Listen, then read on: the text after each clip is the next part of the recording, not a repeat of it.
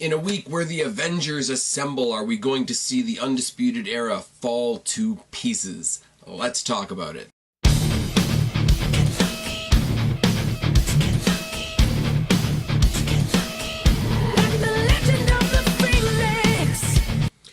Probably one of the lamest intros I've ever done. What's going on, everybody? It's your buddy, it's your pal, Spaz Phoenix, the YWC Rally Chick, here with your April 24th NXT review, and you guys know the drill. Get the house cleaning out of the way as we will.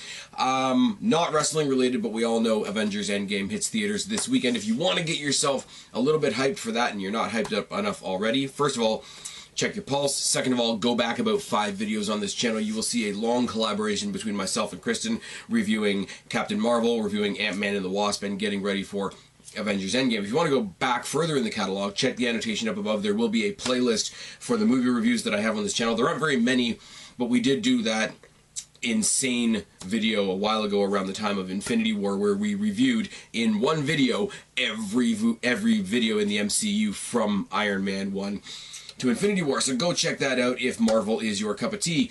Second of all, finally got the April Q&A up. It was a long time. It was a long time waiting, along in the process, finding the time to do it, etc. There's a lot of long-winded rambling at the beginning of that video. Most of all, me thanking you guys for being awesome. Second of all, a couple of things that may or may not be changing on this channel going forward. Go check that out if you want, and you guys know the drill. Put the questions down below if you want to be included in the Q&A that I'm doing sometime around SummerSlam. Now, I'm going to say in advance, long in advance, that if you are putting questions in for the Q&A around SummerSlam, you all know I'm going to take over. I'm going to SummerSlam. I'm going to Raw. I'm going to SmackDown. I'm probably going to a Destiny show on Friday, because I think there's going to be a Destiny show on the Friday. So, more than ever before, cannot guarantee when that Q&A will come out. So, those of you that are patient with me will be patient with me, and those of you that aren't patient with me probably aren't subscribed to me. Let's be real. Did a topical video on my review of the Shake-Up, which kind of ended up biting me in the ass because they changed half the stuff. Anyways, the War Raiders became the Viking Experience, became the Viking Raiders. People that moved shows, moved back.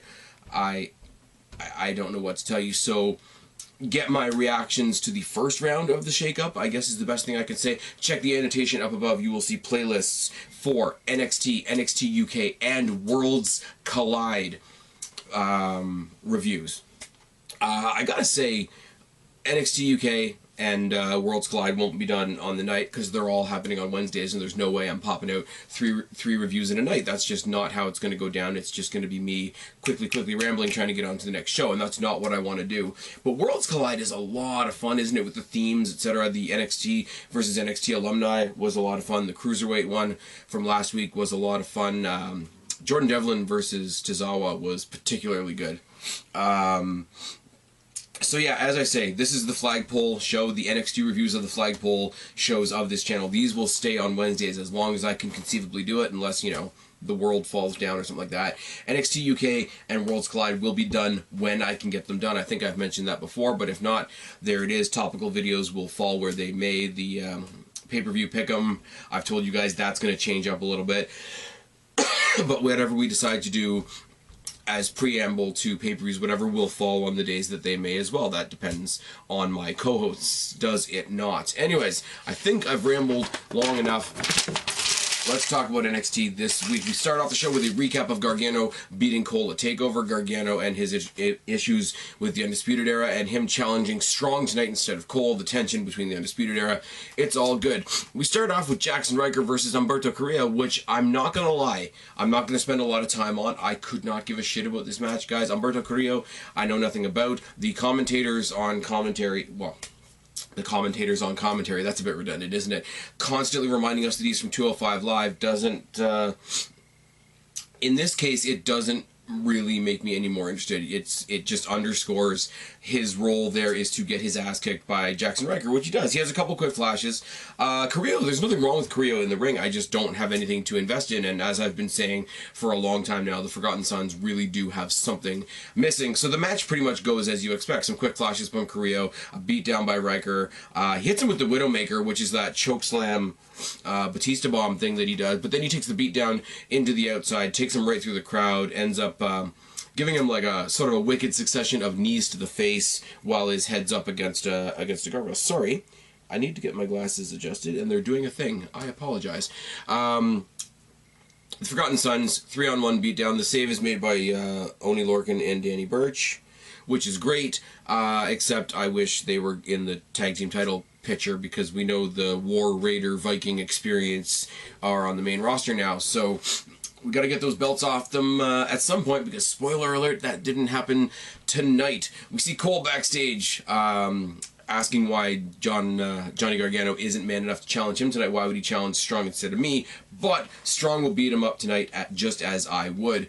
He's interrupted by Matt Riddle, who's just laughing. He says, hey, you know, it's hilarious that you're jealous of your teammate. You know, you got better things to do. What are you going to do about it? And he gets in his face and, you know, foreshadowing for the things to come later in the show. Like it. Vanessa Bourne versus Vanessa Bourne and Aaliyah versus Candice LeRae and a mystery partner. And the mystery partner ended up being Casey Catanzaro, which doesn't hurt my feelings in the slightest. Aaliyah, Candice LeRae, and Casey Catanzaro are all awesome. Vanessa Bourne, I could take or leave. Vanessa Bourne is basically a combination of Nia Jax if she went on a diet, and Tamina if she was at least attempting to have a personality.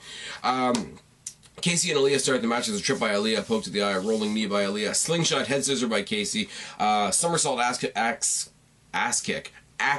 kick, I can speak, I swear, and an inverted bulldog by Aaliyah, double suplex by Aaliyah, and Bourne chops by Bourne in a mudhole, stomp a Beal by Bourne, boots by Aaliyah, surfboard stretch by Aaliyah, double neckbreaker by Casey on her two larger opponents, which looked decent enough, dropkick by LeRae, jawbreaker forearm snapmare by LeRae, followed by a standing senton, twisting neckbreaker by LeRae, and a lion salt that they called something else that I couldn't make out, so I'm calling it a lion salt, gets the win for Casey Catanzaro and Candice LeRae. Now, you could see these on the main roster. They'd get their names changed. They'd lose their last name, and they'd probably be Casey and Candy, wouldn't they? That's really terrible, and I am sorry that I actually put that out there in the universe. I really like Casey Catanzaro. It's great to see Candice LeRae, because we saw her there so much in the role of Mrs. Gargano rather than in the ring, which really sucked.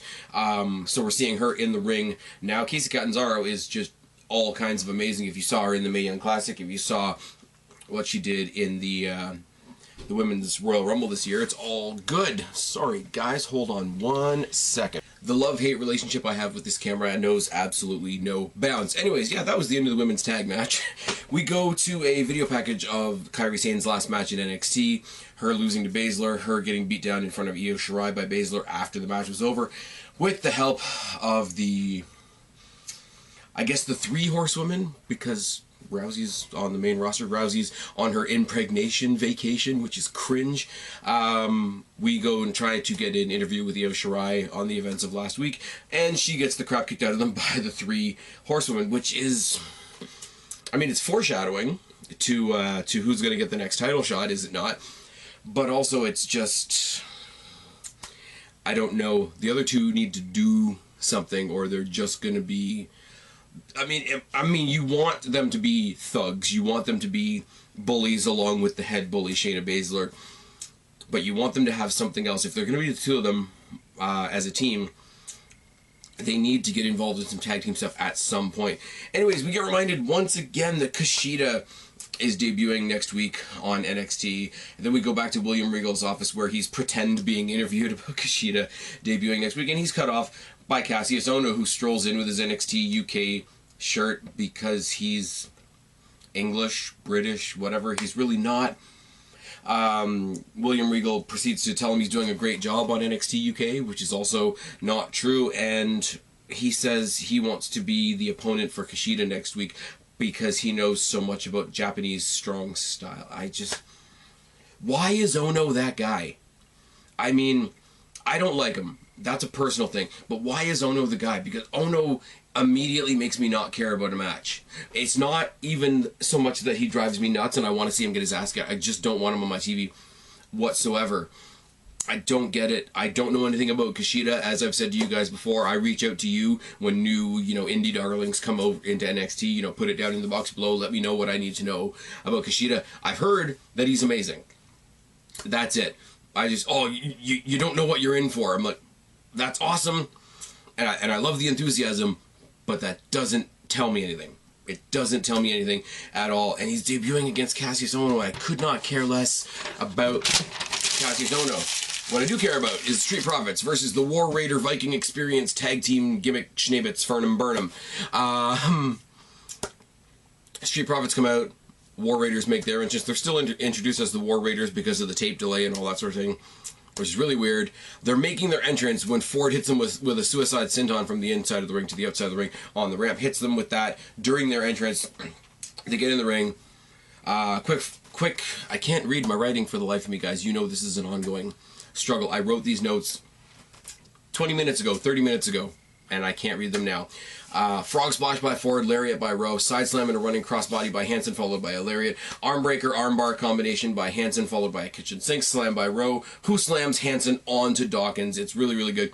It's funny to me in this match, and we'll talk about it some more, the biggest guy in the match is the guy always being lifted up with Hansen. Now, that's not a dig at him for being big, but there is some irony there. Slam by Rowe, who slams Hansen onto Dawkins.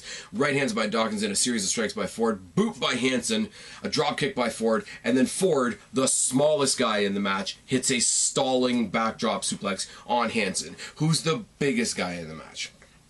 This is NXT's version of Rey Mysterio body slamming, I want to say Braun Strowman, but Lars Sullivan's probably a better comparison. Corner splashes by both Dawkins and Ford. Double back elbow by Hansen, handspringing off the ropes. Really, really realistically, it's the same thing I used to say about Killian Dane. A guy that size should not be handspringing around the ring. That's terrifying. Backdrop lariat combination by the War Raiders, and they hit the Thor's hammer, which on the main roster is called the Viking Experience, because 2 weeks ago they were called the Viking Experience, but the War Raiders get the win. They keep their titles, etc. I don't know what they're doing because they need to call them up, etc. Mia Yim is interviewed in the back, and she sort of shouts out a couple different people on the roster, and then calls out Shayna Baszler. Now, this leads me to a great thing. We know the next takeover is, unless they do one in between, and I'm not really sure if they are, because remember they used to do one associated with Money in the Bank. They did one with Backlash, but apparently Backlash isn't happening anymore. So the next one we know is happening for sure is NXT TakeOver Toronto 2. So I'm being a bit selfish here. If we get to NXT TakeOver Toronto 2 and the women's title match is Shayna Baszler versus Mia Yim versus Io Shirai, I will be a happy, happy, happy boy. You know what else makes me a happy boy? The main event, Gargano versus Strong. It's good. Strong comes up by himself to start, which is interesting. If he's going to have singles matches, I know they all come out to the Undisputed Era music, and the Undisputed Era music is awesome, and Strong trying to come up with his own version of some sort of entrance piece when he does the boom way, the way Adam Cole does the boom with the thumb and all that sort of thing, is fine. But the thing is, if he's having a singles match, Roderick Strong's music is good. It took me a long time to come around to it, because I didn't like it when I first started watching him, when he first debuted, when I was first starting to get to know how he was as a wrestler. But as a heel, his music is good. And I've been saying for a while now, they don't need to bring up all of Undisputed Era in October when they do the switch over to Fox, and I'm predicting they're going to bring Adam Cole up to the main roster. I think you just have Roderick Strong kick him out of the Undisputed Era. Roderick Strong takes over the Undisputed Era, and the three of them still run NXT. And if you want to do that, have the entire new Undisputed Era, or the Undisputed Strong Era, or however you want to phrase it, have them all come out to Roderick Strong's music, because it's good too. I mean, I know when they made their individual debuts on the roster, I think Kyle O'Reilly and Bobby Fish had their own music, but it was like generic Rock 5 on the Rolodex there, and it wasn't anything too special. I'm rolling on about entrances when I could be telling you about this awesome match. Test of strength and a chain wrestling sequence to start. A headlock by Strong, a shoulder knockdown, and some forearm shots. Front face lock by Strong and a drop kick by Gargano. Super kick off the apron by Gargano. Suplex on the apron edge by Strong and throws him into the rail as well. Both men trade some hard chops. A gutbuster by Strong. This is where Strong starts working in the midsection because he's the messiah of the backbreaker. So why wouldn't you? Backbreaker by Strong, drives a knee into the face, corner chops by Strong, and ties Gargano up in the ropes. He almost, before he actually gets him to the ropes and starts tying him in the ropes, he almost looks like he's trying to use the Kairi Sane anchor submission, but then he just ties his arms up in the ropes, ties his legs up in the ropes, and he lets the ropes do the work as far as holding him in that submission move for a couple of seconds, which is a neat little thing. Because people use the ropes. You think of people like Tajiri doing something like the tarantula, where you get in there, you last for 5 seconds, and you have to break it because you're stuck in the ropes. But if you put somebody in a submission where the ropes are literally doing the holding for you, that's a little bit unique. And if they want to explore that a bit more, that'd be something really, really cool. Lost my place. Of course I did. This is the struggle. I cannot read my own writing. It's you guys think this is a running gag. I literally can't. Chop knockdowns by Gargano, and Roderick Strong locks in the gory special. Rolling clotheslines by Gargano once he gets out, and Strong eats the steps on the outside pretty damn hard. And we get the slingshot spear by Gargano, and you guys know I love it. Chops by Gargano, forearm shots by Strong, apron cannonball by Gargano, and he does like a Dave Mastiff. He gets an elevated cannonball off the apron, so he goes a little bit up before he goes down. Yeah, this is me talking about up and down with hand signals. This is the entertainment value you get on my channel, guys. Head scissor and super kick. Corner chops by Gargano and a boot, but the slingshot spear is countered, and this is fucking gorgeous. Picture everything you either like or hate about the Randy Orton when he does the suspended DDT. Now, Johnny Gargano goes again for that move that you know I love so much, the slingshot spear. Strong catches him in the Randy Orton suspended DDT position, but instead, midair, flips him over, cradles him, drops him down for a backbreaker. Fucking gorgeous and fucking flawless. Moment of the match. The absolute moment of the match. Now, as much as I said, as much as I like the slingshot spear by Gargano, the counter into the cradle backbreaker was friggin' brilliant. These guys are brilliant. Both men trade some punches, the enziguri by Gargano, clothesline by Gargano, and a backbreaker on the bottom turnbuckle by Strong. This was cool because of how as crisp as the other thing I just talked about was, this was awesome by its messiness, because he goes and he's got him in that cradle position once again, and you figure a backbreaker is a pretty rudimentary move, but no, he just sort of takes him from that position and throws him at the turnbuckle. It's only because we're wrestling fans and we know Roderick Strong and we know he's the backbreaker guy that what he's attempting to do on that bottom turnbuckle is a backbreaker. Whereas if not, it just looks like random messy punishment, and I mean that in a good way. Backbreaker faceplant combination by Strong. Gargano locks in the Gargano escape, and here comes Adam Cole out to ringside along with Fish and O'Reilly. Now he goes and he tries to get it.